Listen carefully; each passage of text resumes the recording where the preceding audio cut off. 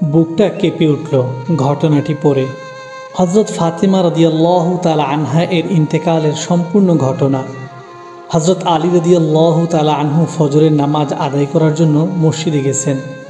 এদিকে হজরত ফাতেমা রাদিয়াল্লাহু তাআলা আনহা এর গায়ে অত্যন্ত জ্বর অবস্থায় ঘরের সমস্ত কাজ শেষ করেছেন। আলী রাদিয়াল্লাহু তাআলা আনহু মসজিদ থেকে এসে দেখে ফাতেমা রাদিয়াল্লাহু তাআলা আনহা কাঁদতেছেন। আলী রাদিয়াল্লাহু তাআলা আনহু প্রশ্ন করলেন, ও ফাতেমা, তুমি কাঁদো কেন? ফাতেমা কোনো উত্তর দিলেন না। ফাতেমা আরও জোরে জোরে কাঁদতে লাগলেন। আলী রাদিয়াল্লাহু তাআলা আনহু কয়েকবার প্রশ্ন করার পরে ফাতেমা কাঁদতে কাঁদতে বললেন, ও আলী, আমি স্বপ্নের মধ্যে দেখতেছি আমার আব্বাজান হজরত মুহাম্মদ সাল্লাল্লাহু আলাইহি ওয়াসাল্লাম আমার ঘরের মধ্যে ঢুকে কি যেন তালাশ করতেছেন। ঘর থেকে বাইর হওয়ার সময় আমি পিছন দিক থেকে আমার আব্বাজানকে ডাক দিলাম, ও আব্বাজান, আপনি কি তালাশ করতেছেন? আব্বাজান হজরত মুহাম্মদ সাল্লাল্লাহু আলাইহি ওয়াসাল্লাম বলতেছেন, ও আমার ফাতেমা, আমি তো তোমাকে তালাশ করতেছি, তোমাকে নিয়ে যাওয়ার জন্য।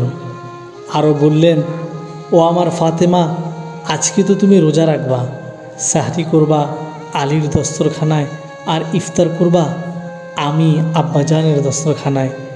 আলী রাদিয়াল্লাহু তাআলা আনহু এই স্বপ্ন শোনার পর দুজনের বুঝতে বাকি থাকলো না যে ফাতেমা আজকে ইন্তেকাল করবেন। দুজন আরও জোরে জোরে কাঁদতে লাগলেন। এই সময়ের মধ্যে হজরত হাসান হুসাইন এসে জিজ্ঞাসা করতেছেন, ও আব্বাজান, ও আম্মাজান, আপনারা দুজন কাঁদেন কেন?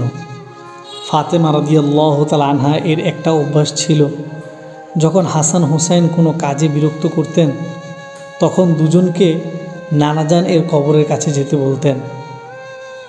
আজকেও ফাতেমা রাদিয়াল্লাহু তাআলা আনহা বলেন, তোমরা দুই ভাই এখন নানার কবরে চলে যাও।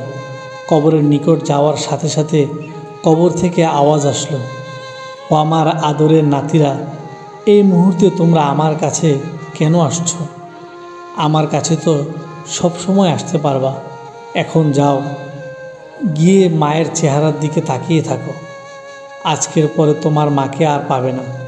এই কথা শোনার পরে দোনো ভাই কাঁদতেছেন আর দৌড়াতে দৌড়াতে আম্মার নিকট চলে গেলেন।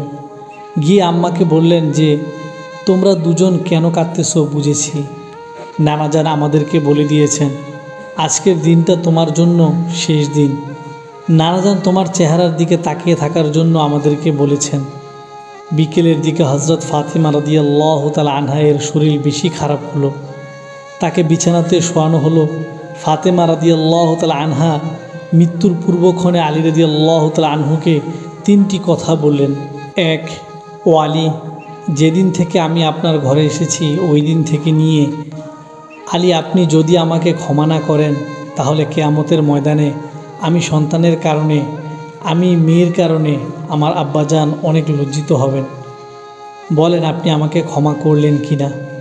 আলী রাদিয়াল্লাহু তাআলা আনহু বলেন, ও ফাতেমা, তুমি এসব কি বলতেছ? আমি আলী তো তোমার যোগ্য ছিলাম না। তোমার আব্বাজান দয়া করে মেহেরবানি করে তোমাকে আমার কাছে বিয়ে দিয়েছেন। বিয়ের দিন থেকে নিয়ে আজ পর্যন্ত আমি আলী তোমাকে কোনোদিন ঠিকমতো দুবেলা খানা খাওয়াতে পারি নাই। ও ফাতেমা, তুমি বলো আমাকে ক্ষমা করেছো কি না? তুমি যদি আমাকে ক্ষমা না করো তাহলে আমাকে ওই কিয়ামতের দিন কঠিন শাস্তি ভোগ করতে হবে। ও আলী, আপনার সাথে আমার দ্বিতীয় কথা হলো, আমি মারা যাওয়ার পরে আপনি বিয়ে করে নেবেন দুনিয়ার যে কোনো মহিলাকে আপনার পছন্দ মতো। আপনাকে আমি অনুমতি দিলাম। আর আমার বাচ্চা দুটোকে সপ্তাহে একটা দিন আপনার কোলের মধ্যে করে নিয়ে ঘুমাবেন।